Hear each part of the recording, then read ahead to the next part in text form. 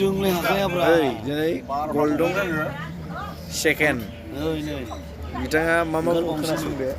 सिलिगुरियाव रुटि आथार'था जानांगौ गिदिंगौ बाङालिफ्रा खयथा जायामोनलाय नोङो मिस्टिखौ हा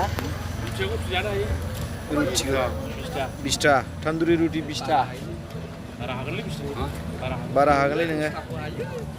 मिस्टिया खेमसे जानो हायो गल्डं सार नायदो बिसि गोजौ बिनि गोजौआ 7 फुट गोजौ जागोन दसथाखौलाय जोंबो जानो हायो ओमफ्राय बिदै जगसे मिस्टि बिदै जगसे आयौ मिस्टि गामलासे ओमफ्राय खयथा पिस जानो हागोन नों मिस्टिखौ 10टा ओइ गामलासे 10टाल'आलाय मा गामलासे हायो गामलासे 10टायालाय ओरै गारबाय थाबोन स्रां ओमफ्राय मा हाबावो दा खान्थाल 200 खान्थालखौ 200टा बेगर 200टा बेगरब्ला मथा मथि थाइनै जागोन आरोखि थाइसे